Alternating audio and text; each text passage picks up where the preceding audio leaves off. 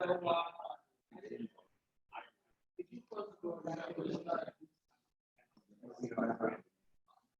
can you close the door back there? So, last time I didn't get to finish my session, and President River has kind enough to give me 10 or 15 minutes to finish up here. So I'll do that, and then we'll turn it over to the President River for his continued lecture.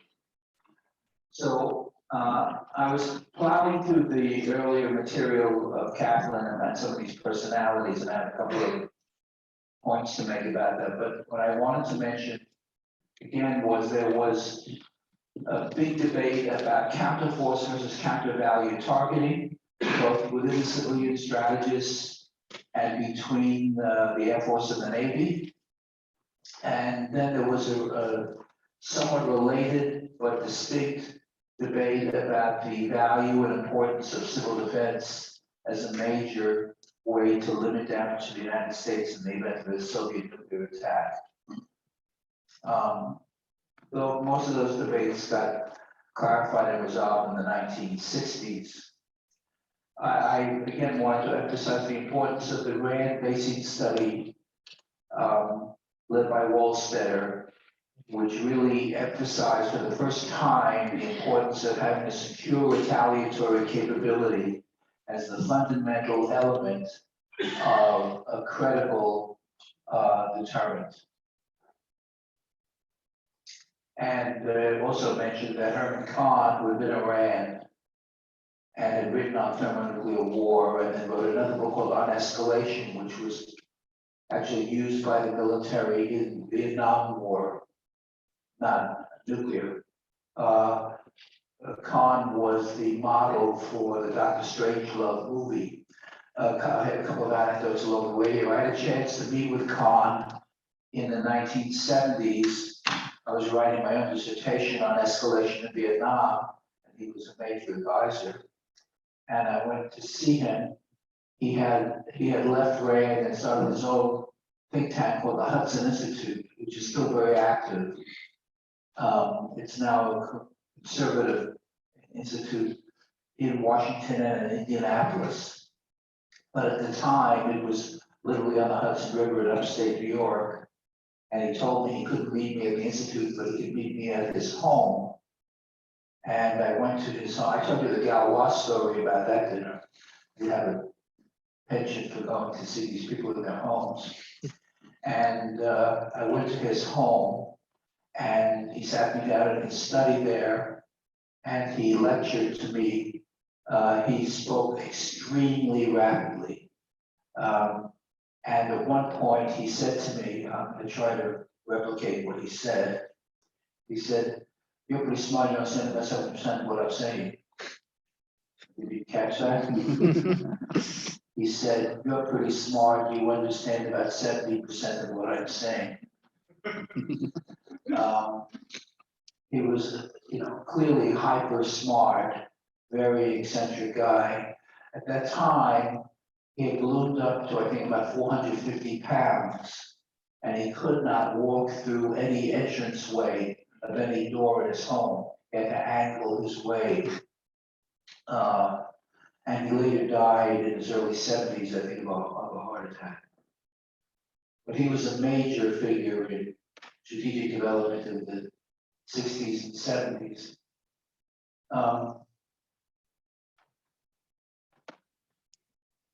Now, we did talk about the PSYOP, the nuclear war plans, and we didn't really discuss the Cuban Missile Crisis much here, have we, or have we?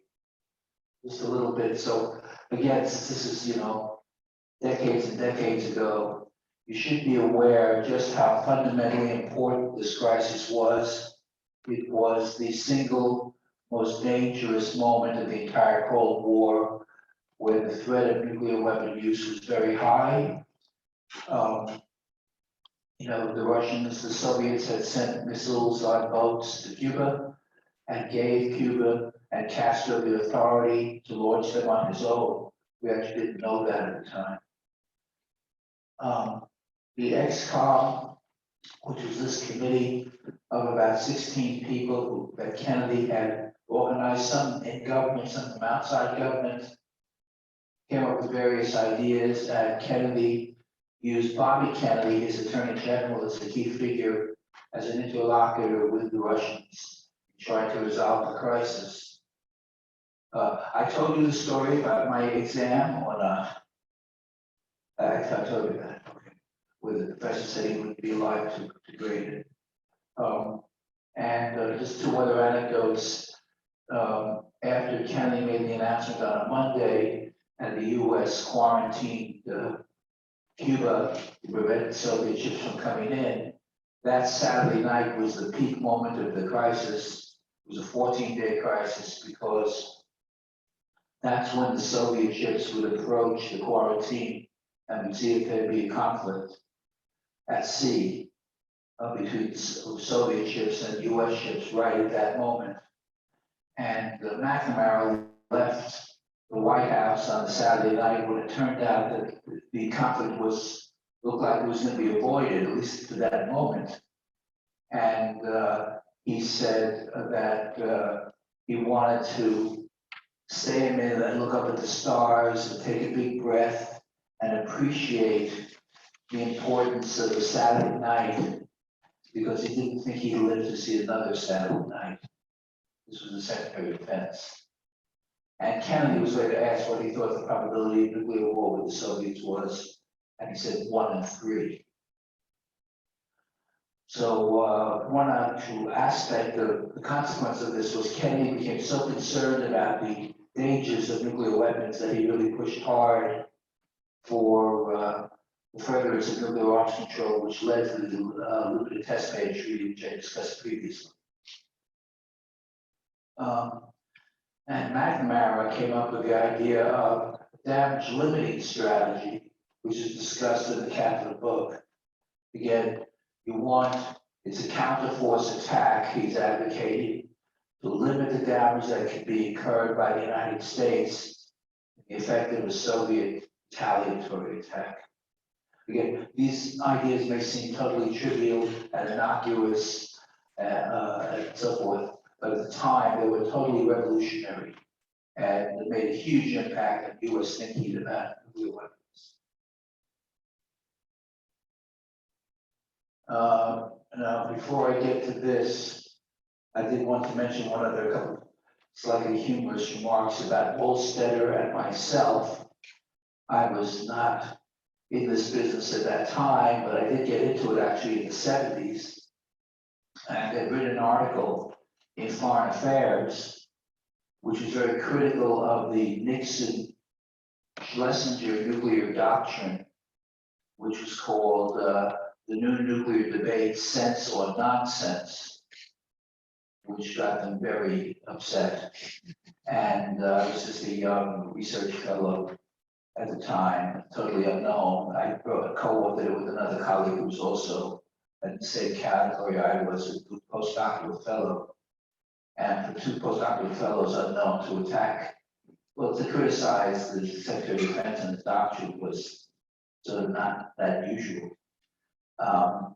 Later on, I received a call from the Office of the Secretary of Defense, and the figure there was a man named Paul Wolfowitz. Now you don't know probably who he is, but he became a key architect of the Iraq War, George W. Bush, many years later. And Wolfowitz, who I didn't know of, said, I saw your article in Foreign Affairs, and I just want you to know there was not a single statement, not one statement in the article that was correct. Every single statement was wrong. I said, oh, that's probably not too good. He said, so we'd like to know whether you would consider coming to work in our office. So I said, gee, I really would have had a great offer if I gotten half of it right. Anyway, I think I'm sort of a wise guy. So I didn't do that, but I was beginning to tackle with some of these guys. A little while later, a year or two later, Wolstetter, the same Wolstetter, the Rand Basing study, who was at Rand and then went to the University of Chicago, he actually he never completed his PhD. I told him, he told his Columbia advisor that his advisor knew less about philosophy than he did. There's no point in studying with that guy. Wolstetter wrote a very prominent article in another journal, Foreign Policy, called "Is There a Strategic Arms Race?" It was a two-part study. It's worth reading to this day, in which he basically said it's not a nuclear competition between the US and the Soviet Union. The Soviets are racing, and the US is, and his term was, ambling back, just shuffling back, not competing. So he had lots of data and all kinds of things in there. And another professor at Harvard at the time, who was editor of the journal, asked if I would be one of 3 respondents to the Wolstetter article. So one of the respondents was Paul Warnke, who became arms control director under Carter. One was Mort Halberd, who co-authored the book Strategy and Arms Control with Shelley, right? And I was this unknown third guy. So I said, well, there's no point in my just making wild generalizations about the article. So I looked at the data. I was an engineer. I had a long slide rule and sideburns and pens. I was a nerdy kind of guy. And so I went through all of his data. And so, but then I actually spoke to him once on the phone. It was a kind of frosty phone conversation. And then I wrote this long piece. And I don't know if you remember what Wolstetter's famous article was called, "The Delicate Balance of Terror." And my response to his other article, I titled "The Delicate Balance of Error." In retrospect, I have no idea why I did this. This was total career suicide.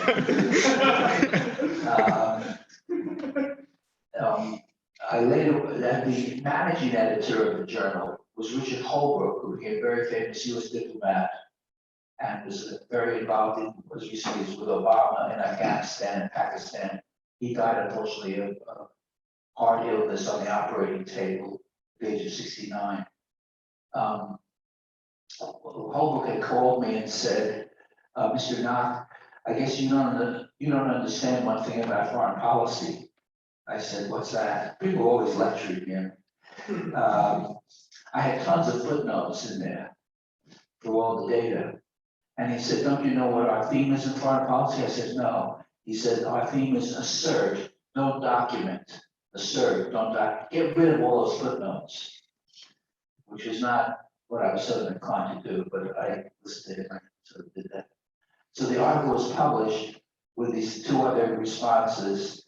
And there was, again, the list is world famous, but within the strategic community, there was a lot of debate. People were aware of this, what was going on. So I later learned that Wolstetter wrote a 90-page response. A lot of it was devoted to my article, which he called, I was diseased from Knox's own Cambridge. I was in Cambridge, Mass. He was virulently, Trump-like anti-Cambridge liberal jerks, And he wrote this article, which was a great article, I must admit. And it had a great title. He didn't comment on my title, which was "The Delicate Balance of Error." But his title was "Optimal Ways to Confuse Ourselves." You listen to a guy like Knock, you're really going to go off the deep end. And he later, after he passed away, his friends wrote a so-called Festschrift. A Festschrift is it's a laudatory volume in his honor. And that's what they titled it, "Optimal Ways to Confuse Ourselves." And there are other stories. The final thing about Wolstetter later on, I had a little more interaction with him. I'll skip over that. Now it was in the 1990s, maybe late in the 90s, and he was sick. He had had a heart condition. And I later learned from one of his associates at Rand, the doctor said it was essential that he have another heart surgery to correct what his problems were. And Wolstetter said, no, he said, I will first review all the medical literature myself, and then I will determine if I need additional surgery.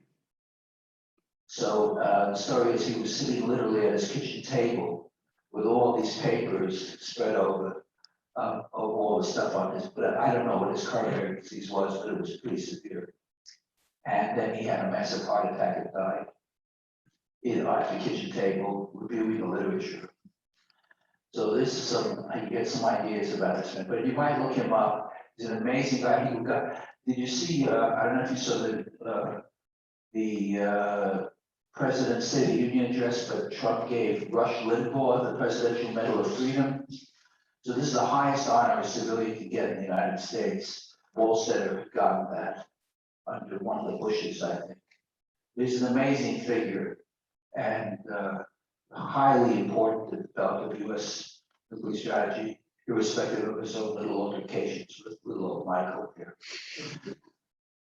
Oh, I thought I mentioned that. Okay, so by the way, another feature of the U.S.-Soviet conflict was we thought a lot of the issue revolved around Berlin. That even the putting of Soviet missiles in Cuba had to do with coercing the U.S. to get out of Berlin, so that slowly but surely the Soviets could take over Western Europe. And this is not irrelevant to this day. Stuff about Ukraine, all that, we don't get into it in this course. There was a gigantic, you may not be aware of any of this, but there's a gigantic struggle going on for Russian continued increase in Europe, toward the breakup of NATO and toward Russian reassertion of control of Berlin and Germany. Unfortunately, I can't get into all this section. Okay, so now we come to the final section here. Sorry, I'm going on a little too long. So Kennedy, his main science advisor was Jerome Wiesner, who became president of MIT. Carl may have known him, a very distinguished physicist. And it was in June '63 that they passed a limited test ban treaty, which I mentioned. On November 22nd, 1963, Kennedy was assassinated in Dallas, Texas. I was a NASA engineer at the time and was, for the first time in my life, I was in my early 20s, I was body frisked. Every orifice in my body was examined by the guards. Because I just had a badge to get into the lab. Kennedy was connected to the whole MIT Harvard crowd and knew about these nuclear debates. He was quite well informed. He was succeeded by Lyndon Johnson, who had no connection. And Johnson was a little bit like Trump with Obama. Anything Kennedy did, Johnson wanted to do the opposite. He was very jealous of Kennedy.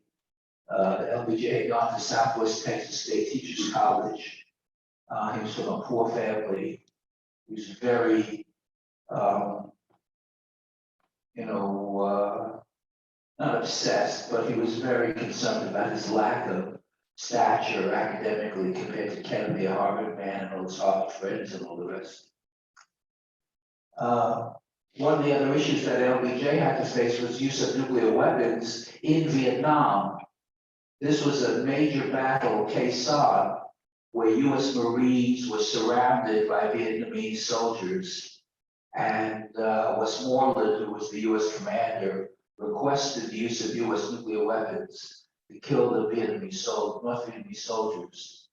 And here again was another instance, which happened many times, where the president has been asked to use nuclear weapons in a conventional war or regional conflict somewhere, and has said no. The US nuclear weapons are only to be used to deter or to retaliate against an attack on the continent of the United States. And finally, we have the '60s debate over the ABM and the stability of the ABM systems, which led ultimately to the 1972 ABM Treaty, which lasted, as I told you, for 40 years until George W. Bush withdrew the United States from the treaty in 2002. So some of these are core issues: counterforce, missile defense,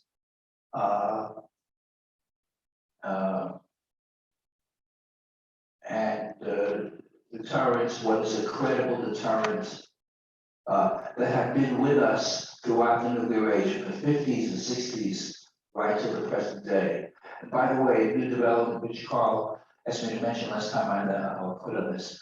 The US has just announced it has deployed for the very first time a low-yield submarine launched ballistic missile and deployed it on board a submarine that's out in the Atlantic or maybe up in the North Sea.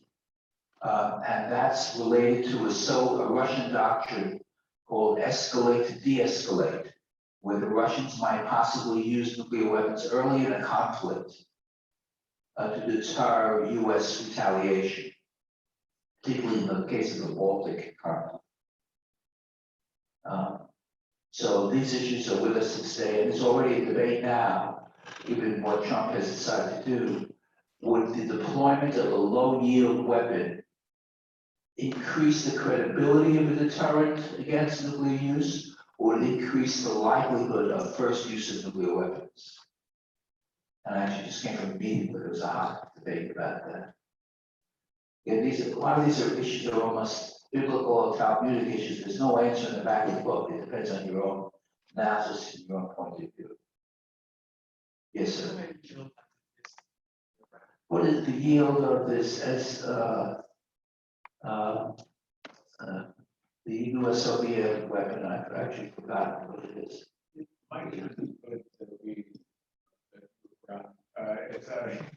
may cross the line to something it shouldn't be.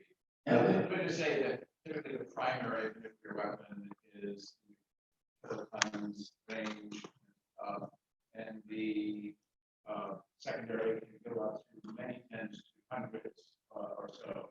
Kilotons. And what was put in the nuclear posture review was simply to remove the secondary. In fact, Lyndon Brooks was here giving the colloquium of most race, not here, Yeah. 3 or 4 years ago, a few years ago, when the nuclear posture review came out. And he said this was the one thing that raised eyebrows. And he said it was a very clever and agile way of getting a low yield rejoinder to the Soviet tactical nuclear threat in a way that would, since its ballistic trajectory would go up very high and very steep orbit and come down, and at very high speed, so you know, defense. So numbers are not important, Right. but that's the idea. Yes, sir. Do you think there's a risk of this idea of low yield nuclear weapons being utilized on the systems that still use high yield nuclear weapons, from the sense that strategically we wouldn't know if they are using a higher low yield and vice versa? Do you think that even changes the Well, that's one of the questions, you know, if we're now deploying that one, you know, they have no way of knowing which of us students, unless it's a superb intelligence of the weapons at sea, for example, have low yield weapons or not. So that gets down the road of, is this increasing credibility or increasing likelihood of first use? Many of you attended Rose Gottmiller's talk. You were there, in fact, and she actually used, I think, a very apt term. She said the deterrent value was muted or muffled, precisely because of the fact when the missile comes out of the water, you just don't know.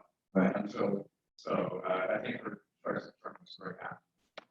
I love to continue more, but I can't take any more time from Ted. It's a bit of his generous allocation time. Let me just put in a bit of plug. I'm not sure if you reached it. I've done some work in totally different areas, and this has to do with Chinese maritime strategy and the US response. It's not too much related to nuclear weapons. I'm giving a talk on that subject in this room Monday, 12:10 to 1:30. Pizza is served. So you could care less about me and my talk. If you like mushroom or pineapple, it might be. Okay? Very good. Yes. You don't have to sign up, just walk to that door when you're in.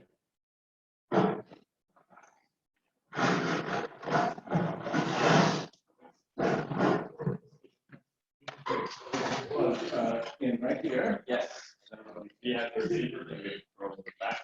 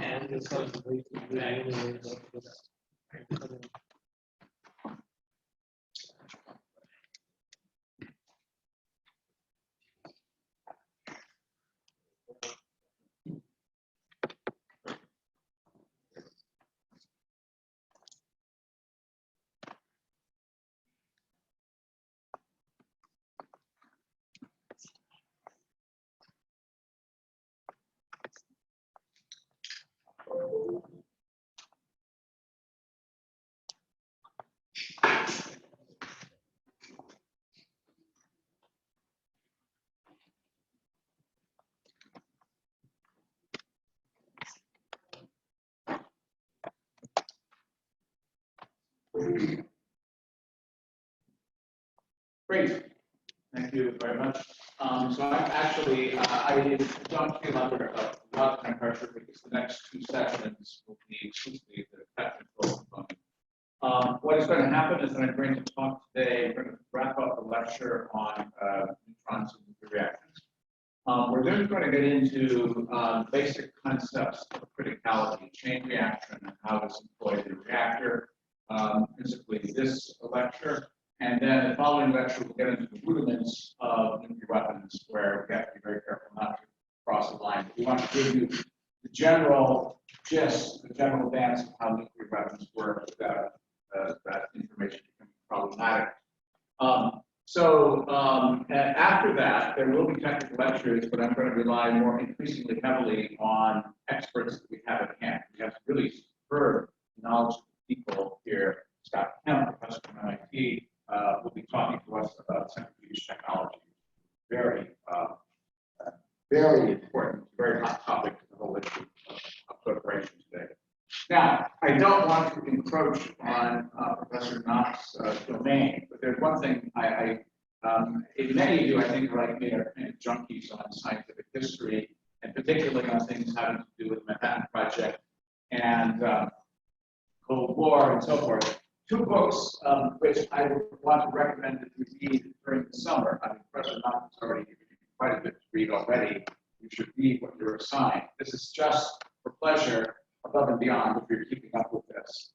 Let me start from right to left. Bruce Carter, who's actually going to come and talk with us about the Stockdale Stewardship Program in a few weeks. Former director. He was the deputy associate director for physics and space technology when I was hired on. He was my boss for many years. He wrote a book called The American Lab. There have been lots and lots and lots of books about the Manhattan Project, which is almost synonymous with history of Los Alamos National Lab. In fact, it is the history of Los Alamos Lab, operated and so forth. This lab, which was kind of a counterpoint to that, was founded by Edward Teller in 1952, September 1952. Very different culture, very different history. And in fact, having worked there myself for more than a quarter century, interestingly, Bruce has so thoroughly researched this book and that actually it turns on its head a lot of the received wisdom about it being Teller's lab. I mean, Teller was in a certain sense the figurehead, who's the guiding spirit of it. This is really Lawrence's lab, who also created the lab up the hill here. And it was not built on the emigre scientists in Nazi Germany in the 1930s, but it was a really homegrown. Most of the early scientists and managers were, young American students, and recent graduates coming in there very young, who actually had no history and no experience with nuclear weapons. So the fact that they pulled off a lab which ended up competing with Los Alamos is quite an astonishing miracle. What's interesting about this also is that the two labs took on very different characters. And as you know, Los Alamos kind of quietly, Professor Knox, I think, pointed out, tolerated or humored the Atomic Energy Commission, who there's momentum seems to have been, build a second lab here. They really thought these people don't know what they're doing, it's going to fold. But the great triumph of creating, a high yield weight, warhead for the Polaris, all of a sudden, that completely out like Los Alamos meant that Livermore was here to stay. Very high value, particularly the Navy and the ever since. The two labs operate as an interesting kind of irritant for one another. They have very different flavors. As Norris Bradbury, second director of Los Alamos, said, it was he said, we tend to be facility and capability based, even to this day. Los Alamos thinks themselves, views themselves, structure themselves around capabilities and fundamental, very various fundamental physics and facilities. Livermore is much more of a project and more strongly practical engineering flavor to everything we do. We tend to be project oriented like that. And there's both peer competition, there's both peer support, peer review, but also competition. You might say this is almost, in a sense, kind of a Darwinian thing that the two kind of had to exist to get a long-term, stable, and viable, credible weapons program. Now, what was interesting, I forgot whether Professor Knopf mentioned this or not, at the end of the Cold War, until the end of the Cold War, we knew very little about what was going on in the Soviet Union. All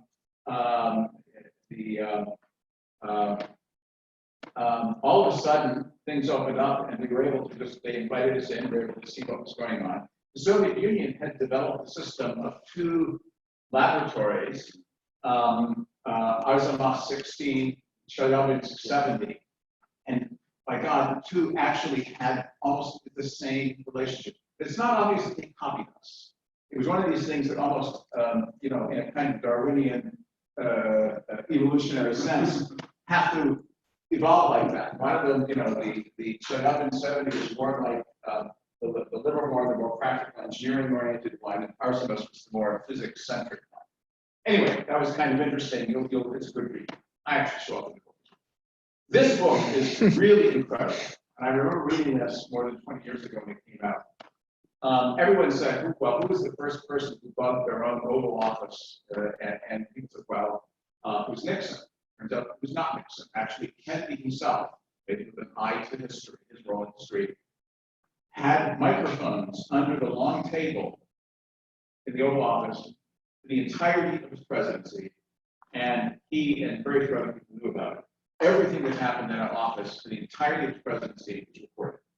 The most amazing thing, and Ernest May and Philip Zelikoff, actually, it was Ernest May's book, this is Zelikoff, published this book where they had an entire transcript of this horrific 13 days that Professor Knopf lived through. It was the most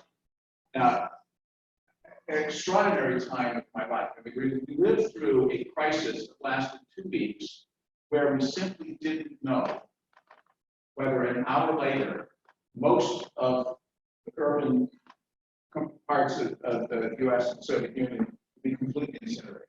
I mean, it's talking about 2 weeks of living in existential horror, not knowing whether there'd be some miscalculation or who was going to clean. Anyway, and there's this great movie, many of you probably seen it, called 13 Days in May, with some very high level actors and watched movies. Who's seen it? Watch it. I actually didn't see it, I just don't remember my actors very well. But it's fascinating time because this whole crisis begins to unfold, and they are completely clueless. All of a sudden, these overflights over Cuba start discovering these missiles there that should not have been there. And they now order other flights to go to high altitude U-2s and also low altitude flights. One jet came in, almost 3 times level, were shot down. And then trying to grapple with the crux. What was this all about? And the whole administration was kind of clueless what was going on. The crux was, well, this is like a replay of the Suez crisis, and they're searching for crutches to give a mental structure for how to think about this. And you hear all kinds of things. You actually hear Jerome Wiesner talking, and then you actually hear a sidebar conversation. Several people are not even listening to what he's talking about when he's actually. Then you hear conversations where they actually have these enlarged photographs on the table, and somebody saying, yeah, there it is, I see it now, thank you. And we actually recognize, yes, that's unquestionably a trailer, that's unquestionably a missile. Finally, day 6, when Kennedy is actually playing a very role that's kind of passive and not even very visible, all of a sudden Kennedy has enough information where he grabs control of his cabinet and all of a sudden begins to drive the process. And then there is this exchange of 3 letters. Kennedy, Havartian writes, beautiful, so take your courses seriously and read writing. Very terse, very precise, very clear letters. Letters coming back from Khrushchev a day later are like 4 or 5 pages long, rambling letters, and you realize this man is crazy. But ultimately, as a consequence of this, he was removed by the Philippines. they were in horror fact that Khrushchev could have led this thing into a, absolutely catastrophic war. Finally, the original hypothesis turned out to be true. The book concludes it was all about Berlin. It was a chess game with the whole thing would be the trading with Berlin. And then the U.S. ultimately gave them face by removing the missiles from Turkey, which turned out to be obsolete by that as well. So, fascinating book, and it could even say where words, so this word is indistinguishable or this sentence dropped out, you couldn't hear this person. But word by word for 13 days, you see the whole thing. Okay, onward. So,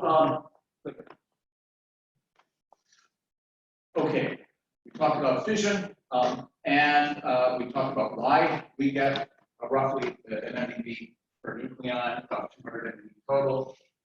Most of the energy comes out in what form? My graduate student actually failed his examination. He passed it. His qualifying examination, not knowing this. Most of the energy comes out in what form? Yes. 3/4 of it is in the kinetic energy of the fission fragments. Of course, they're highly charged. They do a lot of damage in the immediate area like that. Okay, there we are. There's the budget. The neutrons, gamma rays, betas, all a handful of, fingers of 2 hands, MeV each, and neutrinos, which are not terribly useful. Asymmetric fission distribution. You create neutron fragments which are highly neutron rich, therefore have to beta decay maximum value of stability. We talked about what are the 2 types of weapons relative material, uranium-235, which needs to be separated, and 239, which is also chemically separated because it's a byproduct of running a reactor. Okay, so we started last time on the issue of reactions and cross sections. The fusion reaction goes like gangbusters. Well, it's very energetic. It does not go like gangbusters because of the Coulomb barrier. We talked about the various types of nuclear reactions of relevance. High relevance to this course is going to be both fast and slow neutron radiation. First of all, there are properties to scatter and lose energy in ordinary materials, particularly hydrogenous materials, to thermalize them, and then neutrons impinging on actinides to cause fission.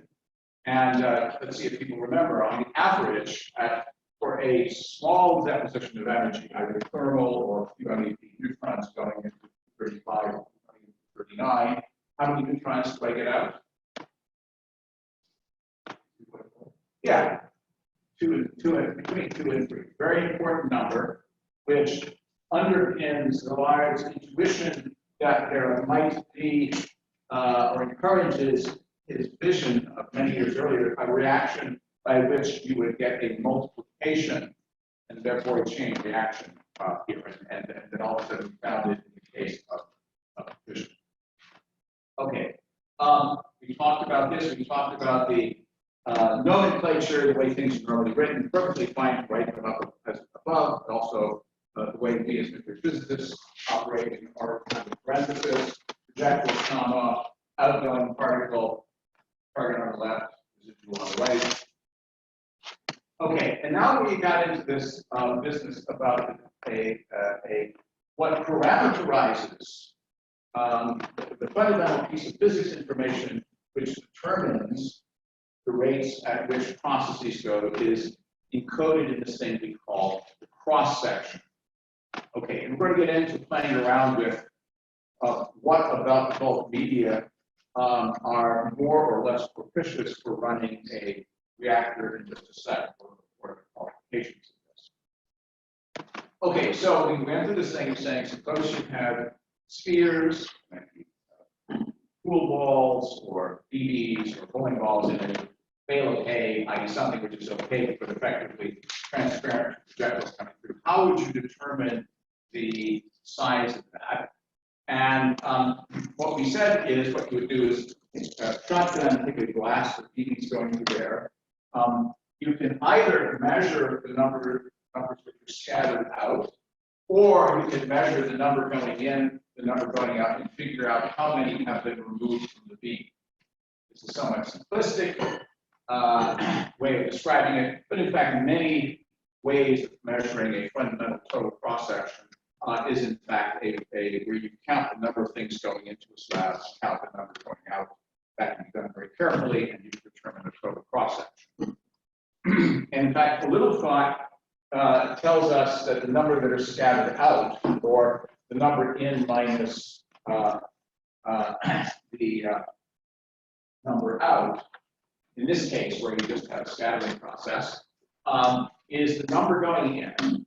And then you have in blue there the number density, which, as we argued, was the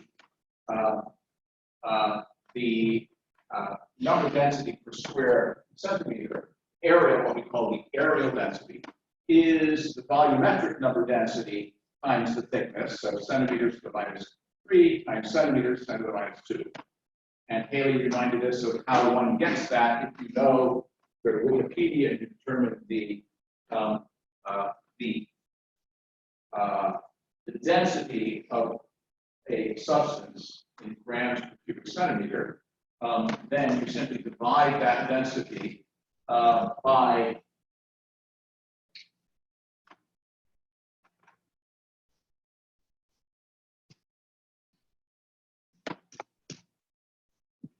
this is in grams per cubic centimeter by 1 over A, which is good enough to 1 part in 10 to the 3, and then you multiply by the Avogadro's number, which I forget what it's called, 6.02 10 to the 23rd, and away you go. That's a mole. A mole. And this is simply because carbon, up until recently, was defined as being, the mole was defined as being the number of atoms that led to 12.00000 grams. And as you know, because of the binding energy, the variance between the integer number of the number of nucleons in the nucleus and that weight is, for all practical purposes, all purposes of this class, it's fine. It will deviate by maybe a few parts per mil up or down, but it's perfectly fine just to divide by A. And there you have it. Okay. Now, here's where we get into some new and interesting things. Definition of a barn, very convenient. You can actually see why a barn is an appropriate measure of a cross-section. And that has to do with the fact, well, why do you think 10 to the minus 44 square centimeter is an appropriate areal unit to use? It just didn't get pulled out of there. There's something special about 10 to the minus 44 square centimeters based on something you heard earlier in this class.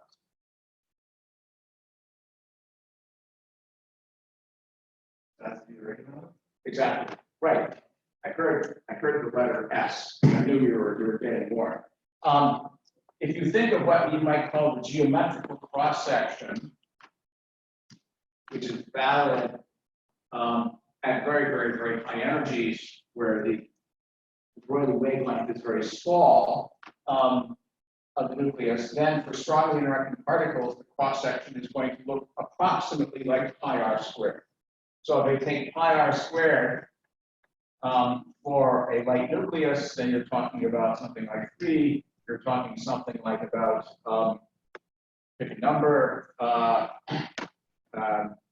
light nucleus like carbon probably has a radius of Fermi, something like that. No, probably a little bit more, or Fermi, who knows. And therefore, you have something which is about 10 to the minus 25 square centimeters, or a tenth of a barn. For larger nuclei, you would become exactly a barn like that. So the geometrical size of an atomic nucleus is in the neighborhood of that 10 to the minus 24. A little bit less. A little bit more. Quantum mechanics has plenty to say about this, as you're going to see in just a second. The size of the nucleus is, in fact, in many cases, not at all germane to what that cross section is, except in instances where you have the projectile has such momentum, such a small de Broglie wavelength, the de Broglie wavelength being the quantum wavelength being smaller than the object itself, it will behave more like a classical black disk type of scatter. Even then, it's fine.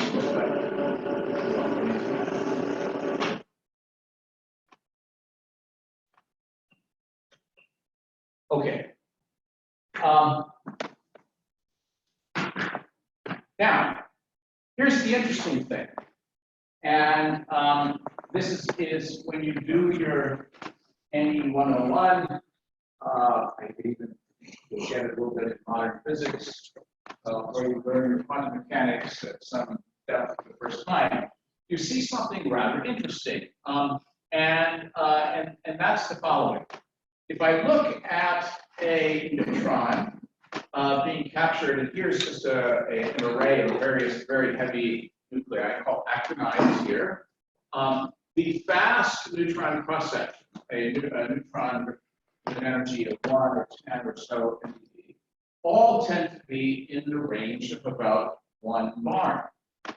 On the other hand, if I thermalize the neutron, we did an example a little bit before. In fact, you do this back of the envelope calculation, and it comes out surprisingly well. If I say, look, on the average, a neutron hitting a proton will lose on the average about half its energy, then it's trivial to figure out how do you go from 10 to the 6 eV down to 40th of an eV, which is thermal energy, the average energy of air molecules in this room, and the atoms in the table jiggling around at room temperature 300 Kelvin. It turns out somebody got it right. It's about a couple of dozen, 26 or so scatters, knocking down factor 2, just 26 scatters gets you down to thermal energy. Look at the cross sections now, and you see these things are enormous. They're up by 2, sometimes close to 3 orders of magnitude larger. And by the way, this is not the end of it.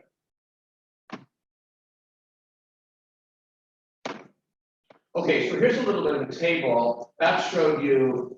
What's the difference between thermal and well thermal? I was trying to go fast beyond that. What is well thermal? Maybe it's well thermalized. That's a good question. I will find out and get back to you. They tend to be a little bit higher by some numerical factor. That could be the thermalized net, like as is typical in a reactor where you may not have absolutely perfect thermalization. Well thermalized may be perfectly thermalized. But we've got some real pros in here. Help us out. Max. Yes. What's well thermalized? 0.003 Is that a question mark? Oh, okay. No, I thought you were stating that emphatically. How about nuclear propulsion school? Sir. What's well thermalized?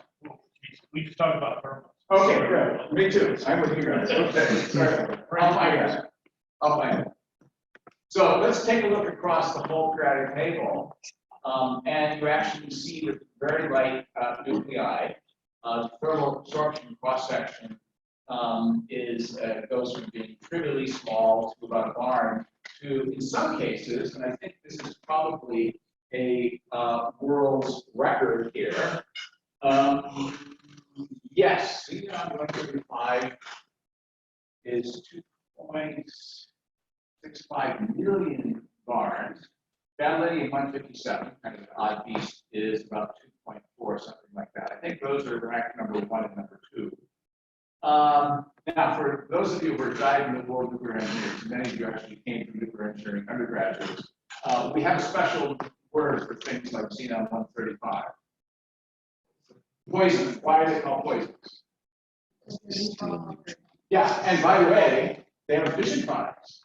So after a number of months, this stuff is building up the fuel rods, and depending on the design of the reactor, or a solid fuel reactor, it's building up there. It will diffuse out. Shouldn't, because it's radioactive. But in fact, it will begin to heat up neutrons, which means you actually will have to slowly draw out the moderators to increase, to make up for that by to keep K, which we'll talk about shortly, equal to 1. Okay. Just some local color here. Many of you know Rick Norman, Professor Emeritus in our department. He's not as retired as he did, already half a dozen years ago or so. Very young fellow, but a brilliant, world-class nuclear physicist. He and Jen Schusterman, chemistry grad, PhD here now at Hunter College in New York, published a paper where they actually measured the third largest thermal cross-section in history, about 860,000 bars, and it was yttrium-88, which actually is a very interesting isotope as a diagnostic in diagnostic. Say no more.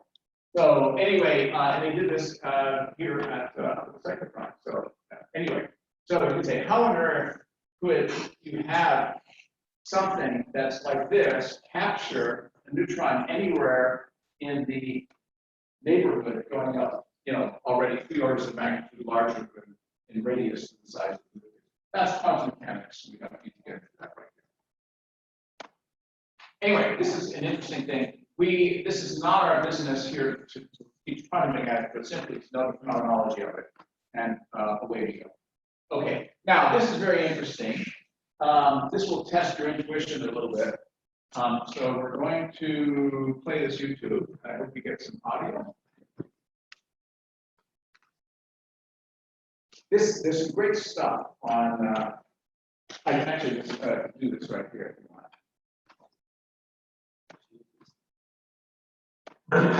Okay.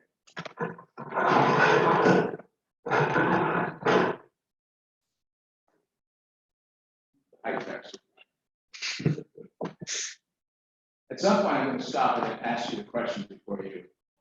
All right. There it is.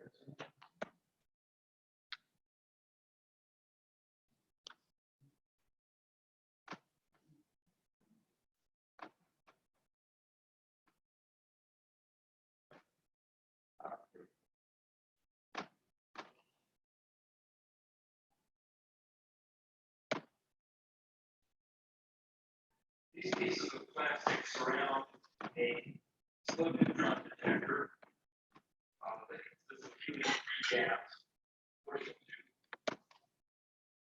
This electronics over here is counting the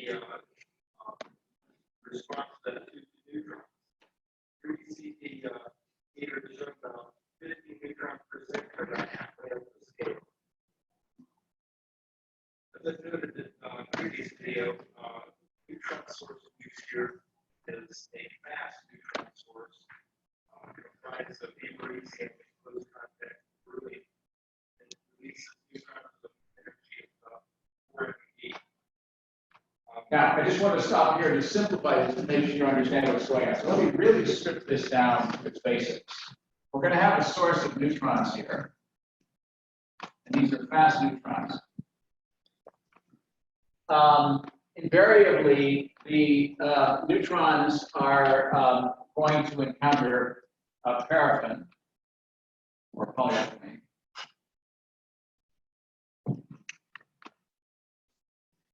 And then they're going to have a helium-3 detector, which is in fact one of those things that likes to see preferentially captures it at low energy. So, and then what we're going to do here is we're going to make a piece of cadmium intervene either here or here. So you're going to see 2 experiments. One where, in fact, he puts the cadmium around the source, And one where he puts the cadmium around the helium-3 tube. Okay, so let me go on, and I won't interrupt the movie hereafter. On contrast, in contrast to that, the detector tube was to detect slow neutron that had been moderated in the plastic, reflected back. Now we're going to place a piece of cadmium, which is a very strong absorber of slow neutrons around the proportional counter. We will see how that impacts the count. Plastic out.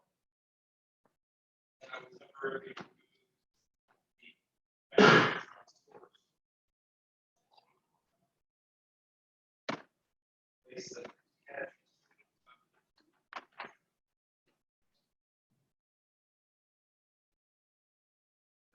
Place.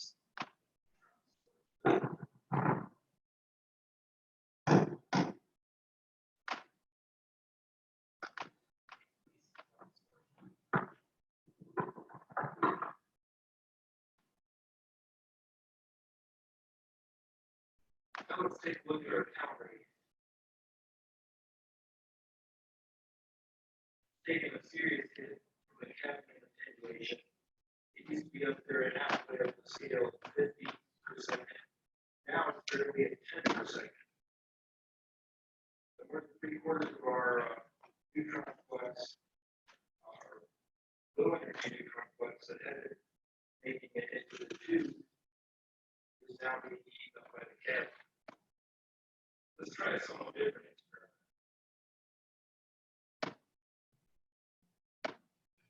We're going to take the cadmium sleeve off.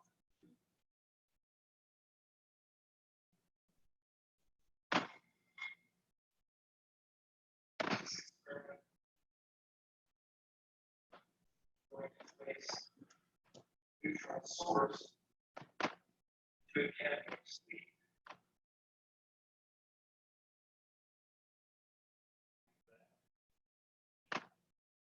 Now see if you can guess what happens. I won't stop it.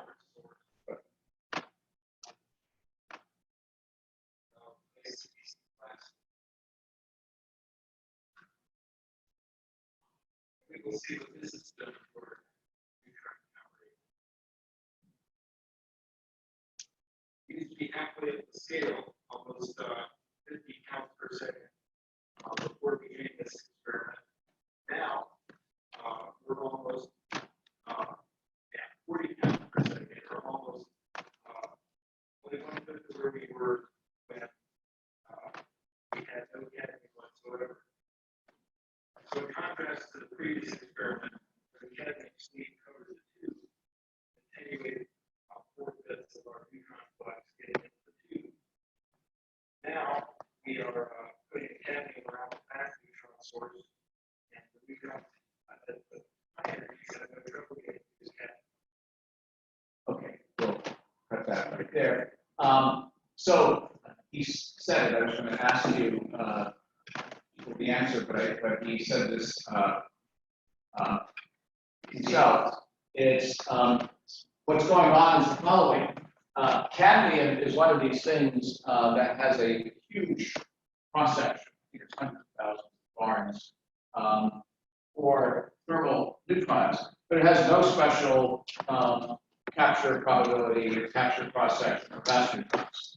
So when I put the thing here, when the neutrons are thermalized, this thing eats up essentially all of the neutrons, and none of them get to helium-3. If on the other hand, I put the cadmium here, the neutrons fly right on through, moderate, and then are totally captured by the helium-3, which again favors very low energy. Okay. That's the last slide of this one. I'm going to go on to the next.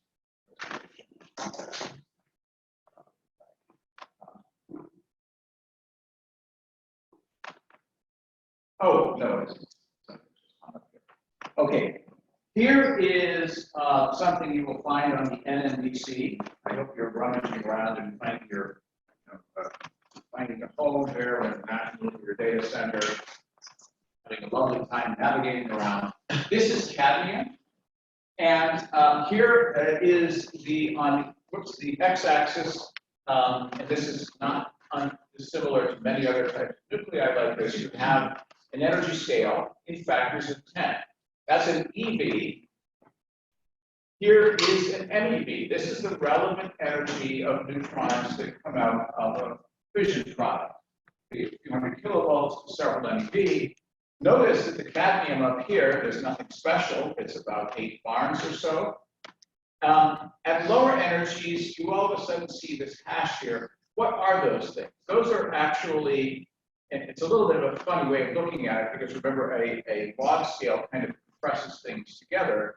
But those are individual. In the region where you go down in excitation energy in the compound nucleus, you begin to see not a continuum, you actually begin to see the discrete quantum state. Those are resonances. Resonances have typically a very large cross section for gobbling up neutrons. Below that, here you actually see now you're getting into the region where you actually see the very individual discrete resonances. There's one of them. It looks broad, but it's very, very narrow. You see, it's actually on the order of about a 10th of an electron.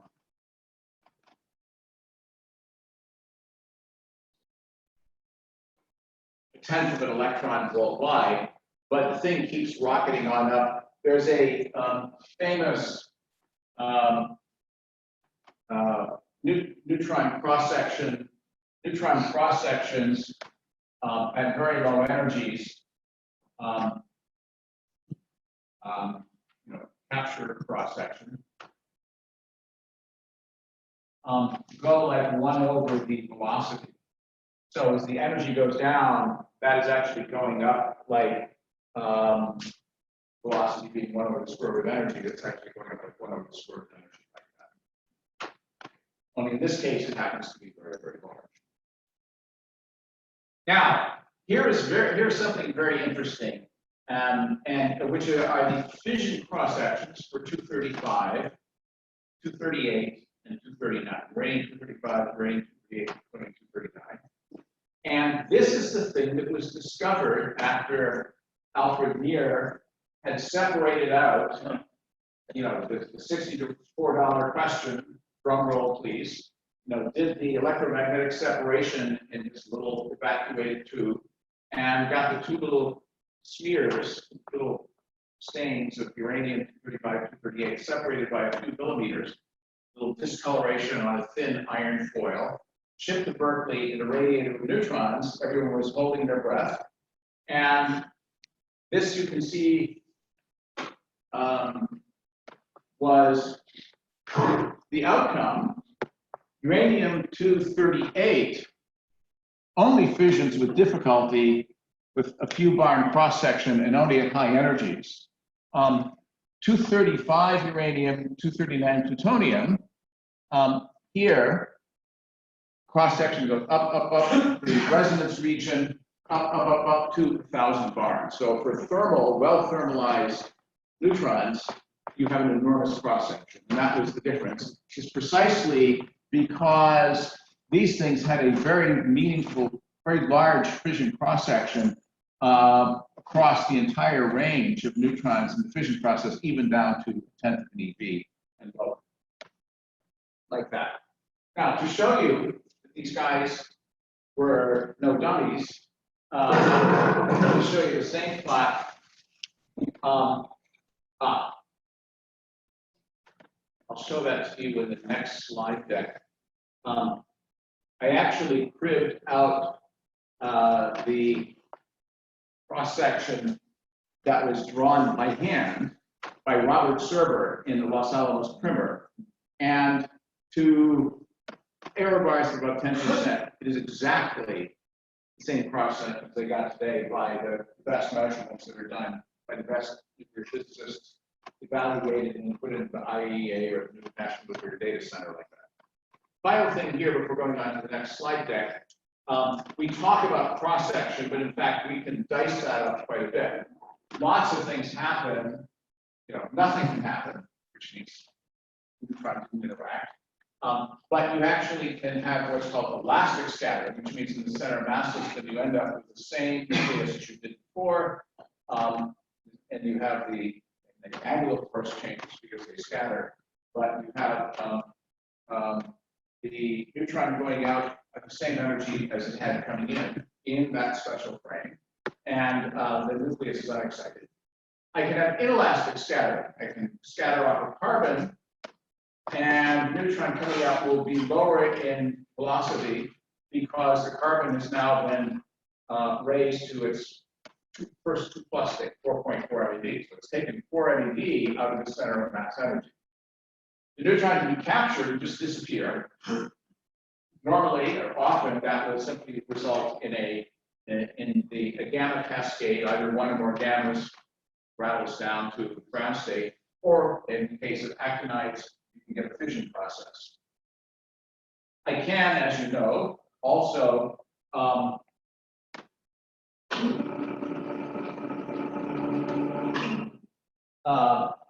define, and then nothing of importance for this class, but I have a nucleus here. Just take a look at, for example, like a Rutherford scattering cross-section. I can also define what's called a differential cross-section.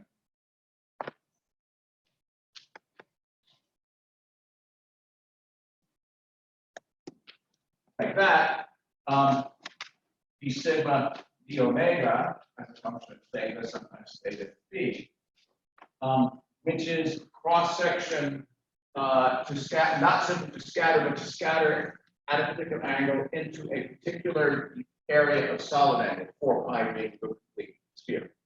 So one can slice and dice this concept of cross-section any number of ways. This will not be of any great importance here. Okay, on to our next slide there. And we will get the PDF of this up on the site.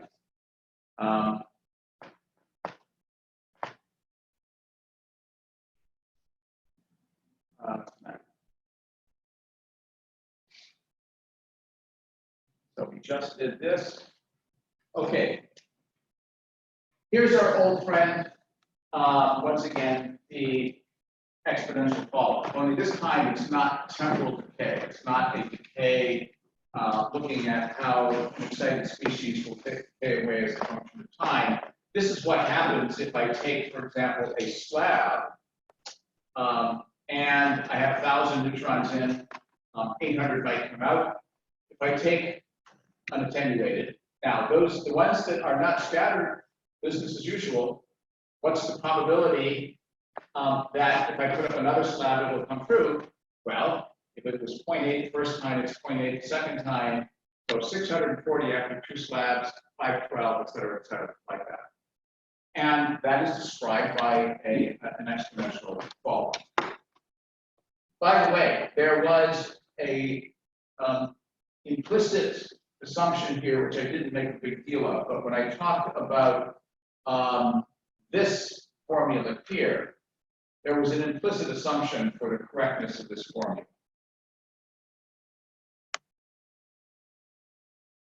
You're not into that. I'm sorry. Okay. The assumption was that this was a thin slab. Thin slab. The reason is the following. If all of a sudden suppose you had like X-ray vision, and you could actually see all the nuclei in a slab of material here.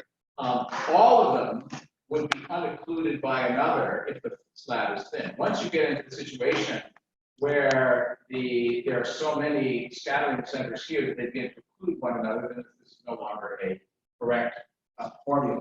So that's synonymous with saying the following. Let me just draw a little picture here. Whoops.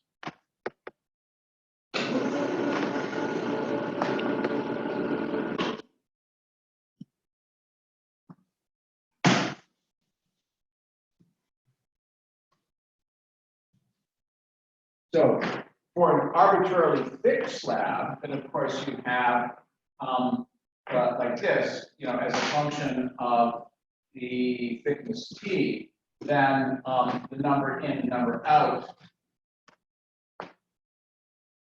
like this, again, out, like this, goes like e to the minus u t or x, like that.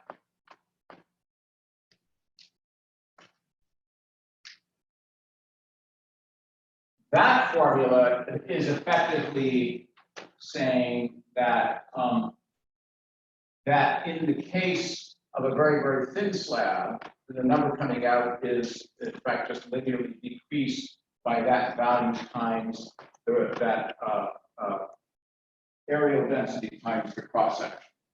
Okay, so this is the thin slab approximation, that's the basis of that. But as this argument about putting up successive bricks indicate, the concatenation, the multiplicative concatenation of this, in the limit where I make these slabs thinner and thinner and have more and more of them, give mathematically the exponential attenuation. There it is on the second class bottom. So what is mu? The mean free path, just like a what's called the mean line here, is what is that distance by which the beam has been knocked down to 1 over e of its original value, which is about down to about a third. So mean free path, often written as lambda, is 1 over the attenuation coefficient, 1 over u. And then what is mu? Well, very plainly, it's the number density here times the cross section. And this thing here depends on the material and how it's assembled. This here is purely physics, so it really divides into two things. This is physics. This is simply a property of atomic nuclei. Neutrons at a particular energy on such and such a atomic nucleus. This here depends critically on how the thing is put together, how it's engineered. So let's go through this, and I think in a few minutes I can actually do the rudiments of this. We talked about fuel before. Okay, this is the basic concept of a light water reactor or other reactors which use a moderator. The fuel is concentrated in localized assemblies. They're more complicated than just being pure fuel. The neutrons come out. They are, in this case, suspended. The fuel assemblies are suspended in water. And the water serves two purposes in a practical reactor. It's a coolant, but it's also a moderator. It's the thing that allows the neutrons to rattle around, slow down, and be efficiently captured. Here's a slightly better version of it. Okay, neutron multiplication factor K. For a reactor operating stably, what you want to do is keep it critical, K equals to 1. I remember Ross Bernowski would always used to be a pet peeve of his. He'd be watching movies, and somebody would come dashing into the room and say, "The reactors are uncritical." Well, of course, critical doesn't make any sense. The reactor is critical. But critical means K exactly equals to 1. K less than 1 means that the number of neutrons coming out per generation is decreasing, the whole thing dies away. If K is ever so slightly more than 1, then for each generation of neutrons, you get an exponential increase. If it's very much greater than 1, you have a bubble. Now, 100 years ago, we would have compared it to the Perils of Pauline, which was a silent film in 1916 or something like that. It was the dance of the distressed type or whatever some evil debt collector or something. More modern, although young people have not heard about Indiana Jones movies, but anyway, back in the 80s, this was popular. the Indiana Jones and the Temple of Doom. Neutrons, from the time they're created, all kinds of things can happen to them to get taken out of play. It's sort of a rare neutron that actually, a minority fraction of neutrons actually are able to ultimately contribute to the neutron multiplication. So we have what's called here we'll talk about the 4-factor formula and then the 6-factor formula. Put your pencils down. No reason, don't worry about this in any lot of detail. Most of you are familiar with it. And if you're not familiar with it, just get the general gist of what's going on. So if I have an infinite assembly of fuel, infinite in all directions like this, so the neutrons ultimately can't escape something that is infinite. You say, well, how many neutrons, what will keep the number of generations, number of neutrons in the next generation equal to the number of generations in the next? Well, to make k equals 1, the product of 4 things have to equal 1. Now, the number of neutrons emitted per neutron captured in the fuel, which means that finally a neutron makes it, a thermalized neutron makes it to, and is captured by the fuel, then it will give rise to a certain number of neutrons. By the way, if a neutron fissions, we describe that as nu, the average number of neutrons per fission. That's not the same as the average number of neutrons per capture. Why?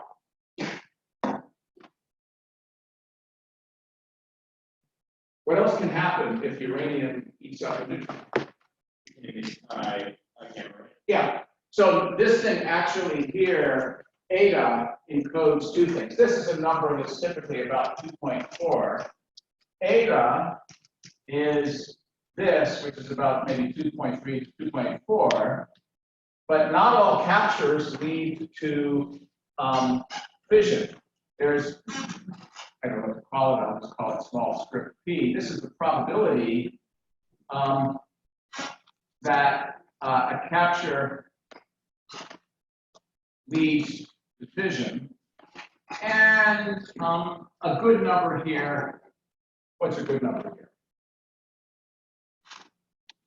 here? You've taken this as undergraduate, for those of you who are engineers. 85% or so, 84%, something like that. Which means to take about 15% of the time, uranium will eat the neutron, but not fission, it will simply gamma decay. That means to say 15% is captured without fission. So this thing is no longer the nice 2.4, it might be 2.05 or something like that. So it's going to be slightly greater than 2. Now, what's the probability that if finally that neutron gets to be gobbled up by, a thermal neutron gets to be gobbled up? It starts out fast. Fast neutrons are not entirely useless. The neutrons can rattle around and slow down, but sometimes the neutron will hit the neighboring fuel element in the NME state. On the average, you will get what's called a fast neutron factor, which means to say this number is slightly greater than 1. Typically, I think 1.03 is a good number. That means to say that the probability that it will cause a fission is very, very small. But if it does, you'll get an additional 2 or 3 neutrons, which then are additional fast neutrons into the problem. So there's something that helps. Now, here's the Indiana Jones and the Temple of Doom. You have a resonance region. As it's slowing down, it has to traverse this forest of resonances. Probability is very high. It's going to get eaten up by resonance. If it gets eaten up by resonance, it's gone. It's just simply gamma decays.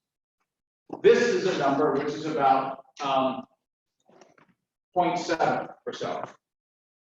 And when you put that all together, if you design your reactor just right and adjust things, you get a number which is equal to 1. We'll go into this in a little more detail because I think I'm getting angry books from outside the window. How many of you seen this stuff before? Okay, should be more assertive. You know more about this than I do. Okay, good. We'll go over this next time. We'll do the answers and then we'll